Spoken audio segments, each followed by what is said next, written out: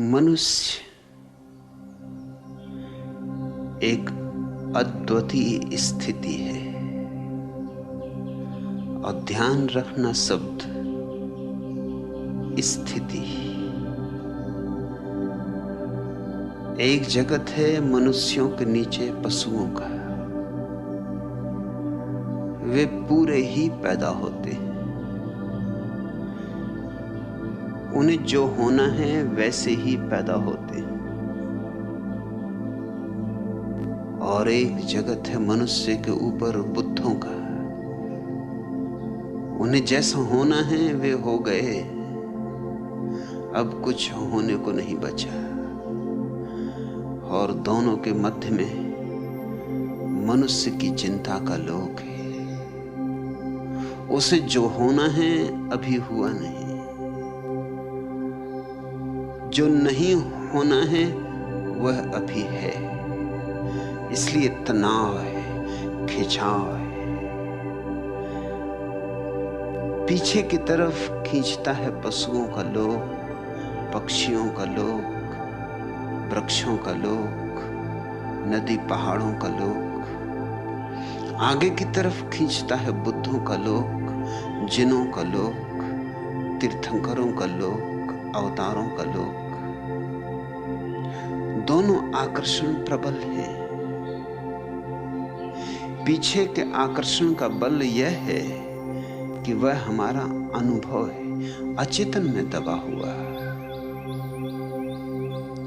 उन सारी योनियों से हम यात्रा करके आए, वे जानी मानी हैं, परिचित हैं। उन लौट जाना आसान मालूम होता है। इसलिए शराब और शराब जैसे मादक द्रव्यों का इतना प्रभाव है।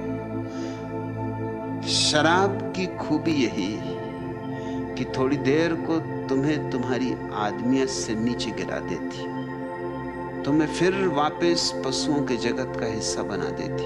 वही शांति, वही सन्नाटा, वही निश्चिंत भाव सुखद मालूम होता है, लेकिन वापस तो लौटना ही होगा। थोड़ी बहुत देर नशे में डूबकर फिर वहीं लौट आओगे जहां थे, और भी ज्यादा चिंताओं, क्योंकि जितनी देर तुम बेहोश रहे चिंताएं बढ़ती रही। चिंताएं तुम्हारी बेहोशी की फिक्र नहीं करती।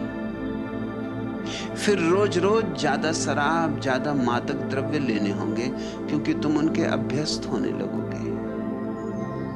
लोग इतने अभ्यस्त हो सकते हैं कि तुम्हें पता ही ना चले कि वे पिए हुए हैं। मेरे एक मित्र हैं, पुराने पियक्कड़, गहरे पियक्कड़।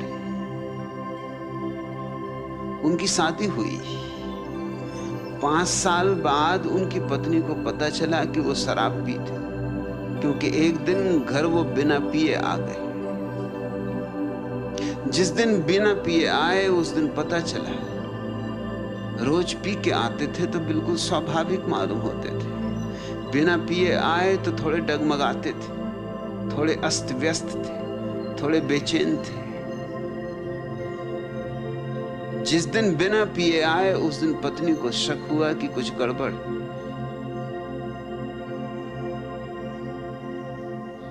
मैं उनसे वर्षों से परिचित हूं। कितना ही उन्हें पिला दो, तुम ऊपर से जांच करके बता नहीं सकते कि वो पिए हुए। अभ्यस्त हो गए। शरीर ने इस नए रसायन को सीख लिया। और फिर लाख भूल जाओ, भूलने से चिंता मिटती नहीं। चिंता तो अपनी जगह खड़ी है, और चिंता मनुष्य की दुश्मन भी नहीं है, उसकी मित्र है। चिंता का कांटा ही तो उसे आगे बढ़ाता है, वही तो उसकी चुनौती है। सोम रस से लेकर ऋग्वेद के, आल्दुअस हक्सले के एलएसडी तक आदमी निरंतर इस बात की खोज की है कि मैं वापस कैसे लौट जाऊं।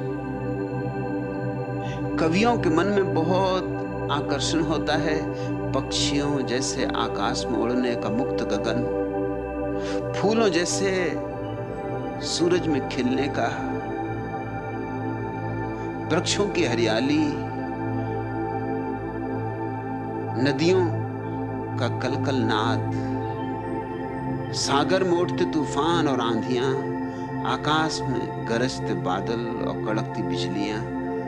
और कवि आतुर हो आता है लौट चले पीछे को। यह आकस्मिक नहीं है कि कवि, चित्रकार, संगीतज्ञ आम तौर से मादक द्रव्यों में उत्सुक हो जाते हैं। इसके पीछे कारण है, वो पीछे लौटना चाहते हैं और पीछे लौटने का एक ही उपाय है, हम कैसे भूल जाएं उस जगह को जहां की हम, मगर समय में पीछे लौटा ही नहीं जा सकता। एक बाप अपने छोटे से बेटे को समझा रहा था नेपोलियन का प्रसिद्ध वचन कि इस जगत में कुछ भी असंभव नहीं। उसके बेटे ने कहा रुको, 1 मिनट रुको, मैं भी आया, मैं अभी सिद्ध करता हूं कि एक चीज निश्चित असंभव, मैं बहुत दिन से करके देख रहा हूं, संभव होती नहीं। वो भागा गया स्नान गृह में और वहां से टूथपेस्ट की डब्बी ले आया।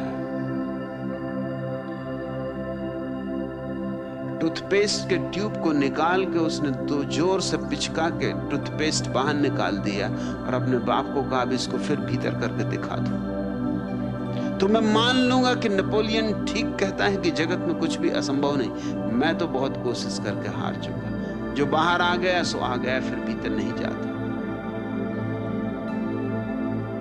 इस छोटे से बच्चे ने अपने ढंग से एक महत्वपूर्ण बात कह दी। छोटे बच्चे कभी कभी बड़ी महत्वपूर्ण बात कह देते। इसने ये कह दिया कि कुछ चीजें वापस नहीं लौटती और समय तो निश्चित ही वापस नहीं लौटता है। कोई उपाय नहीं है समय की यात्रा में पीछे जाने का।